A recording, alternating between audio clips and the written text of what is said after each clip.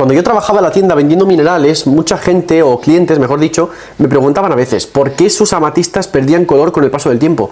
A lo que yo les preguntaba, ¿tú la amatista la dejas al sol mucho tiempo? Ellos me respondían, sí, claro, porque la energía del sol recarga la energía de la amatista. Es decir, un rollo esotérico. Yo les decía, vale, pero el problema es que lo que no sabéis es que la amatista es bastante susceptible al calor. Por lo tanto, si la pones de cara al sol, de forma gradual irá descolorándose. Y ellos decían, hostia, y ellos no se esperaban esto. Claro, a raíz de ahí yo ya me acordé y dije, venga, pues estaría guay hacer un vídeo sobre esto para informar un poco a la gente. Tampoco es que sea un tema súper oculto, cualquiera puede saberlo con buscar un poco, pero bueno, yo os facilito igualmente la información de forma bastante detallada para que sepáis por qué ocurre este fenómeno, porque es bastante más interesante de lo que parece. Pero primero que nada, vamos a explicar un poco de dónde viene el color de la amatista. Y es que la amatista recibe su color por las inclusiones de hierro que tienen en su interior, porque esencialmente la amatista es cuarzo con hierro, básicamente. La cosa es que existe una cosa que se conoce como centros de color, que básicamente es que durante el proceso de formación de la amatista, los iones de hierro capturan una cierta cantidad de calor de la tierra en la cual se forman y esto hace que acabe teniendo su color característico. Para explicarlo de forma muy sencilla, básicamente el hierro que hay en la amatista genera ese color a través del calor. Muy simplificadamente. Vale. Esto es lo que nos dice la ciencia, pero atentos, porque lo que nos dice la mitología griega es otra cosa totalmente distinta. Porque sí, la mitología griega también intenta explicar el origen de la amatista a su manera. Y es que todo empieza con una ninfa llamada Amecistos, de la cual se encaprichó Dionisio, el dios del vino, el cual la quería hacer suya y estar constantemente insistiendo. Ella decía que no, porque no estaba interesada. Luego llegó un momento en que Dionisio empezó a hartarse un poco y empezó a intentarlo por la fuerza, pero por algún motivo la diosa Artemisa, la diosa de la caza, se interesó en la ninfa Amecistos y quiso protegerla de la ira de Dionisio. Entonces, ¿qué hizo? Que la encerró dentro de un cristal de cuarzo. Al hacer esto, Dionisio no podía acceder a la ninfa y por tanto se enfadó muchísimo y en su ira derramó una copa de vino encima del cristal, y el color del vino al mezclarse con el transparente del cuarzo creó ese color púrpura típico de la amatista, naciendo de ahí el color de la amatista y que la llamaron amatista precisamente por la ninfa, cuyo nombre, como he dicho antes, era Amecistos.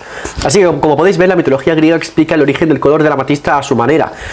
Pero hoy no nos vamos a centrarnos en mitologías, vamos a centrarnos en la ciencia. Vale, ya os he explicado de dónde viene el color de la amatista. Ahora bien, ¿por qué pierde ese color? Pues esto ocurre por un fenómeno que se conoce como fotodegradación, que básicamente se simplifica en que el calor va borrando, entre comillas, los centros de color que hacen que la amatista tenga ese color característico. Es decir, cuando tú expones la amatista al calor de forma gradual y constante, gradualmente lo que hace es que esos centros de color se van como borrando, y lo que provoca es que el color púrpura se vaya desvaneciendo poco a poco hasta que se queda transparente. Pero atentos, porque lo interesante viene ahora, y es que cuanto mayor sea la temperatura a la que sometas la amatista, su color no solo se desvanece, sino que además consigue otro color distinto. Es decir, por ejemplo, si la calientas a más de 300 grados centígrados, lo que consigues es que la amatista pase de púrpura a tener un color dorado o amarillo vibrante, llamándose así citrino. Ahora, lo interesante es que existen dos tipos de citrino. Primero está el citrino normal, el natural, que se forma en la naturaleza.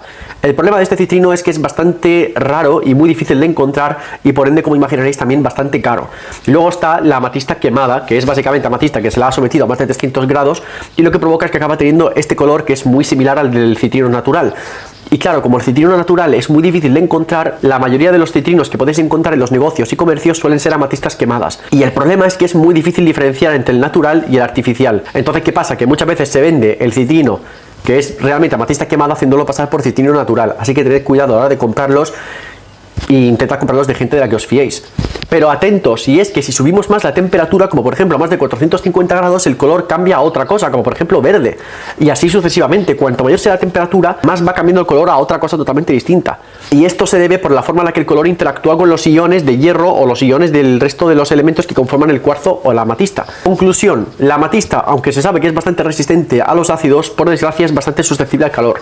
Así que si tú tienes una amatista en casa, intenta no ponerla al sol, ponla siempre en sitios oscuros, sombreados o algún sitio donde no le dé el sol de forma constante. Ahora bien, una pregunta mucho más interesante: si la amatista pierde su color, ¿se puede recuperar ese color? Pues no, así que ten mucho cuidado, intenta que la amatista no ponerlas al sol y mantenerlas en una zona sombreada. Así que eso, ya sabes por qué la amatista es violeta, por qué pierde su color con el sol y cómo puede cambiar de color a otras cosas según la temperatura. Un vídeo rapidito y bastante interesante. Chao a todos.